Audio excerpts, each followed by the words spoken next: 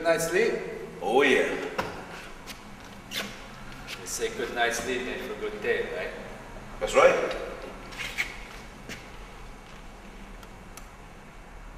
You no more think while you eternity last night, right? No problem. What mean no problem? It means your problem with the gondola is solved.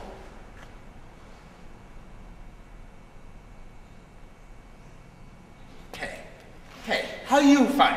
How do you know? Hey, but a man like that leaves a trail like an elephant through high grass. It was easy to find him. I just went from market to market, describing him and telling everybody I had Park's money.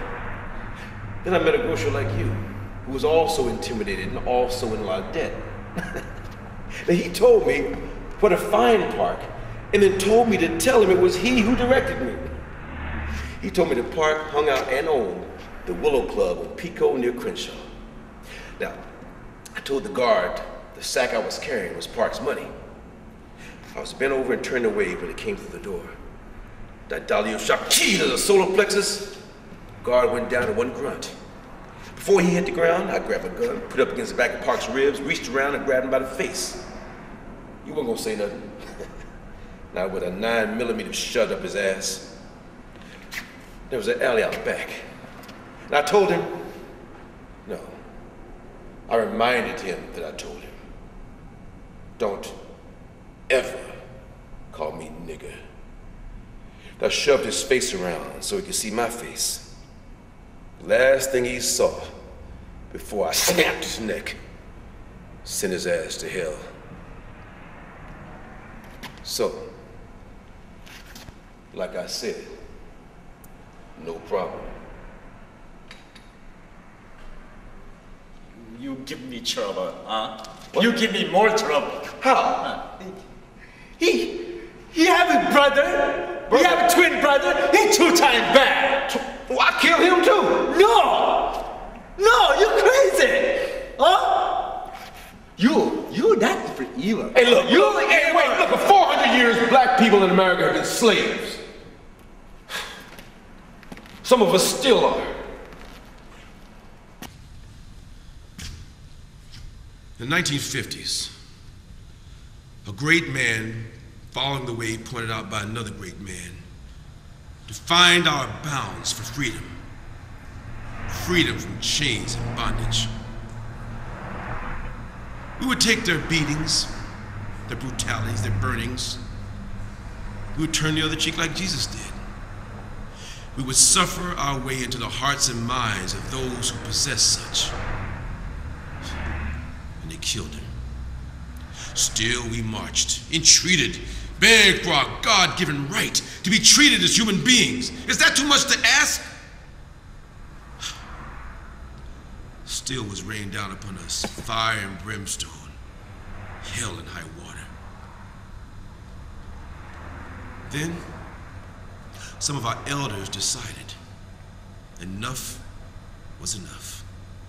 It was time to fight fire with fire. The deacons for self-defense, trained and armed themselves. They would advise us of ways to extract fairness out of a system with no justice. I went to the Army, December '65. Basic training, Fort Bragg, AIT, Fort Benning, 82nd Airborne, Fort Bragg, worked my way to and through Green Beret School, sir! Every step of the way, I took honors. I got my orders to go back to Vietnam. I vanished. I was on my way home. Deacon Kinder, who helped my struggling mama to feed us after my dad was killed by the white man he sharecropped for, was himself killed by that same man. That man got off scot-free by an all-white jury, even after 3 blacks testified they saw the racist dog shoot him in the back. I was home 2 days before I sent his ass to hell.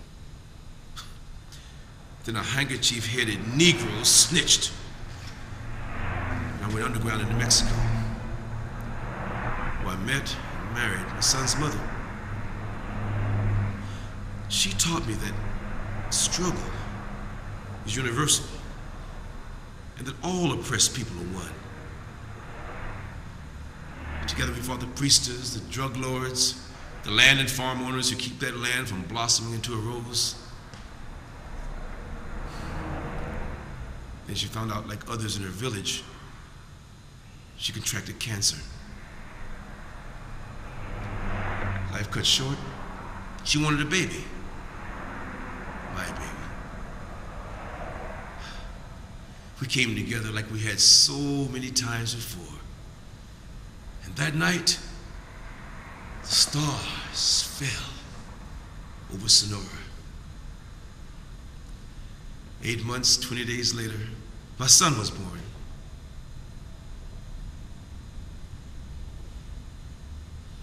Two weeks after that, she was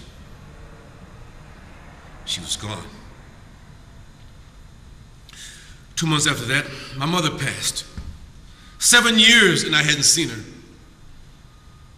I had entrusted my son to another deacon who had made a life for himself in Texas after others had told him it was a safe place for him to stay. I knew he would tell my son who his father is. First thing I did when I got home was to kill that Negro who snitched on me. At the end of the funeral, I was arrested. I knew it was coming. But I owed that woman my life. And she deserved all the respect I could give her, even if it meant my life.